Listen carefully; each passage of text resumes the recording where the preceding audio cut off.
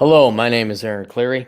I am a quarter century resident of the Twin Cities. I moved there when I was 18. I've been there my entire adult life. I've moved in and out of the actual city, Loring Park, Longfellow, actually lived in the burbs, the WBL, as I call it, White Bear Lake, taught in pretty much all over the city, metro area. So I'm going to help out those of you with Black Lives Matter, Antifa, for those of you who want to affect change. Here is the major flaw that maybe happened emotionally, viscerally, but without any thought, the psychology of mobs, that is not going to result in any change in the Twin Cities. You're not going to affect change. And the reason why is you unfortunately, either through unconsciousness, I don't think it was conscious, it was unconsciousness or naivete, going through my old neighborhood, frankly, in Longfellow, the Hexagon bar is burned down. You targeted the immigrant community on Lake Street. Now, you also did target Nicollet Avenue, which was downtown Minneapolis, and that might have sent a message, but Nicollet Avenue was already dying long ago. But the main riots, the main burnings and the protests and all that, you really just targeted the Latino, Muslim, Arabic, and general immigrant community along Lake Street because, well, that's what was burnt down. I drove it from Lake Street all the way over, not Lake Street, uptown, all the way to my old neighborhood in Longfellow. And I understand you're angry and upset, but if you're going to expend that kind of energy and you're going to risk violating law and which is a serious risk, that's a serious, like rioting and protesting and all that, it's all illegal and there's a risk involved that you might get arrested. Unlikely if you amass the right amount of numbers, but you totally targeted the wrong area. What you need to do is you need to go where the power brokers are. You need to go where the mayor or the city council or all these people live. And that would be the rich parts of Minneapolis. Now, in the Twin Cities at Minneapolis, there are two main areas you need to, if you want to protest, if you want to send a message and be effective, because you had a lot of mass, you had a lot of group of people, you did send a message, you need to make it count.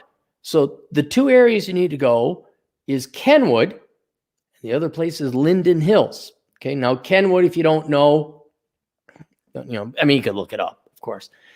But that's the Lake of the Isles area. Now, you're pretty good targeting the entire Lake of the Isles area, okay? Because, or the lakes area. Lake of the Isles, Lake Calhoun, it's now some new name, and then Lake Harriet. The three, or Cedar Lake is another one. That's a little bit unknown. That's kind of tucked away. But the lakes, City of the Lakes, they were named after that. Lake of the Isles, Lake Calhoun, Body Modi, Scooby-Dooby-Doo, Ska Lake, and Lake Harriet. That entire general area would be more effective. But particularly, you need to focus on Kenwood. And that would be the Lake of the Isles area. Now, the southern half of the lake is just a park. There's the dog park there, and then it immediately goes to Lake Calhoun, so there's not a lot of houses. But the entire northern half, all the way up to where the bike path is, where the new light rail, that's where your money is. Basically, from Lake of the Isles in the back of that neighborhood to the Walker Art Center, which if you've ever gone to, don't bother. It's worthless. It's pointless. That is where your mayors and your city council people and your Daytons and your Pillsburys and the big business owners, that's where the big money is and the influencers are, okay? That's where you need to protest. That's where you got to go to be effective. Not burning down poor Jamal's falafel shop who just got here from the Republic of Chad or the Sudan, right? Then if you also, now from Lake of the Isles, all the way down to the south side of Lake Harriet, all the way down to Edina, and you could go into Edina, but now you're not affecting the municipal politics. That's a different city, so it's not going to affect it, but by all means, continue on. But if that entire stretch you could do, but another hub of influencers where the real power is the neighborhood of Linden Hills. Okay. And that's on the southwest side of Lake Harriet. Now, the entire, again, you could do the entire, lots of parks, not a lot of residential, but there's a neighborhood called Linden Hills. And if you really wanted to get your message across to the power brokers of the city of Minneapolis to affect real change, that's where you have to go. Okay. And that's it. I'm just trying to help you out. That's where you're going to be most effective. I think you've hurt your cause attacking immigrant communities. And even me being a libertarian, I'm against illegal immigration, and I don't think, but to be perfectly honest, here's these poor people. They come over from truly impoverished nations and they try to make their go with a falafel shop or whatever. And you burned it down on Lake Street. Those are your people. Those are the people that are ideologically aligned with you. And I don't think you did anything for your cause. You really just shot yourself in the foot. Now, so if you want to set up here, you want real effective change, go to Lake Harriet, go to Lake the Isles, set up your tents there. It's a park. Go there. That is where your voices will be heard, and not just, well, your voices are heard regardless, no matter where you make your statement. But those people can actually do something about it because that's where the money is. That's where the power is. That's where your wheelers and dealers are. So I just wanted to point that out. Now I'm going to do another one on St. Paul because St. Paul's a separate town, different municipality. Okay. So if you live in the Twin Cities, you want to affect change. If you live in Minneapolis, you want to affect change in Minneapolis, you have to do this in Minneapolis. St. Paul's different because it's a different municipality. You know, you could protest all you want. Well, you're in St. Paul. So I'll be doing the next. But really, if you want to affect change, you want to change the world. You actually want to make, the world a better place. Kenwood, Linden Hills. That's where you need to go. We got some super chats here. Nixie, $20. The content you've posted in the past has been informative. I don't need a-hole consulting as an individual, but I appreciate your content. Thank you for your hard work. Well, thanks, Nick. That's a very generous contribution. That'll pay for my gas to go pick up Elkins. And James G for $5. Best way to raise capital from banks as a minority. What things do you think work best right now due to wokeness? How do you play the minority role? It's not the banks. James, I'm going to presume you're a minority. You might at a larger bank, okay, at a larger bank. But that's not really where the advantage of being a minority will come in. The advantage of being a minority will be getting government contracts in whichever way or capacity that you can. People just don't give, because the bank's they don't really care, frankly. And me being an analyst, I'll tell you this. I never saw the individual of the financial statements I was analyzing. I get the tax returns. So it truly is aracial or asex. Well, I guess not sexist because you would, her name's Jessica. Well, I guess this is a woman. In either case, I'll tell you this, working as an analyst in banking, it really doesn't matter, at least at the underwriting stage, because it's all numbers and formula. They have software now that calculates the ratios.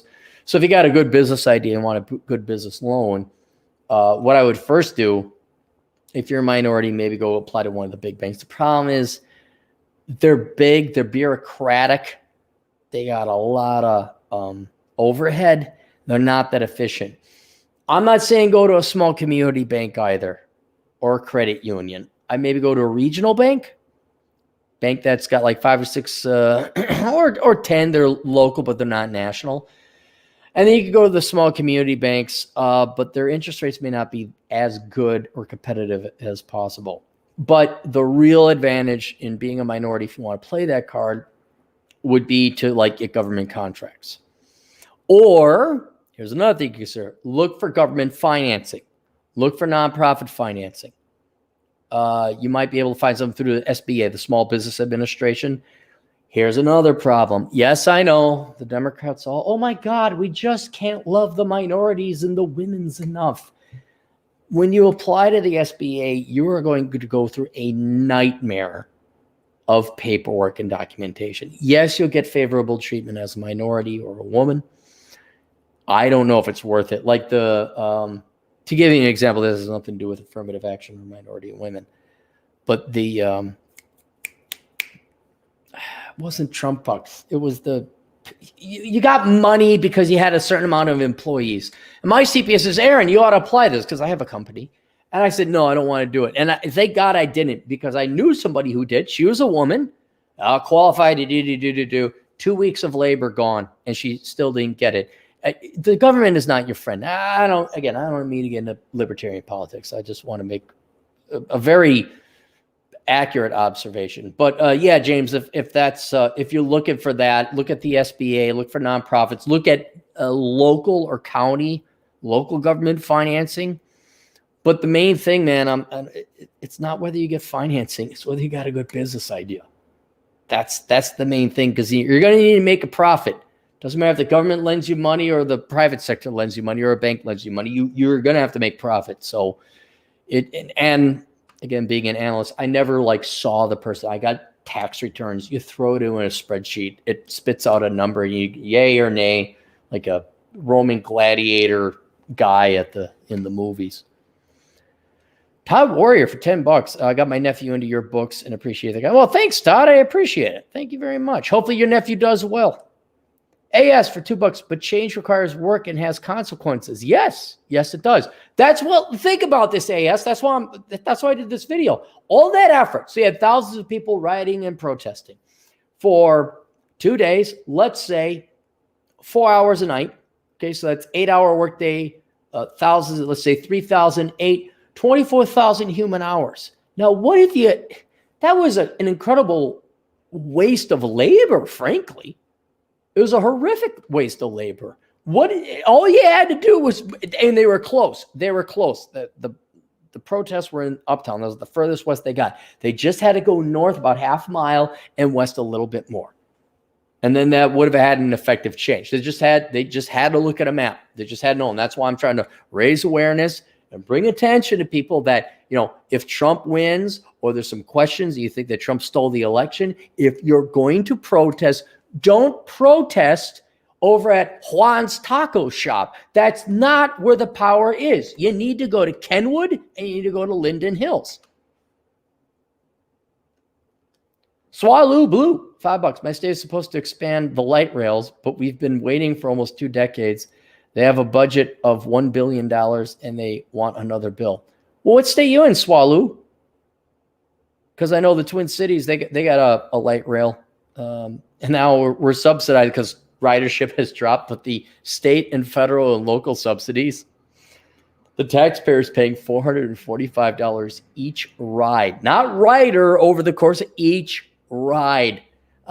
Mathematically, of course, that's because so few people are riding because of the Wuhan and all that other stuff. But that's it. And Sam Whiskey for $2. Could the barbarians reach the gates of Afton? Yeah, they could, absolutely. But I don't own property there. That's the difference. I don't own property there. I will leave. My whole point is this is largely a major metro affair, and if these people want to affect change in their towns, and you got to start local, well, then I don't think targeting the immigrant community is going to help. I understand the rage and the anger and the hatred, but you need to target it where the people actually pull the levers of power. And, Ahmed's, Mediterranean cafe is not where the levers of power. That's just Ahmed, and he came over. He's thankful to be in the United States, although probably not too happy about Minnesota snow or winter. And Sean Johnston, here's another one. Whoops, wrong one. Lowry Hill, that's the same area. Basically, just from Sebastian Joe's to your west, all the way to where you can't go west no more because there's a lake there. It's called Cedar Lake. That's your area. There you go. All right, I'll do St. Paul next. Thank you for all the super chat donations, but tune in for a second. I'll be here in 2 shakes of a lamb's tail. See ya.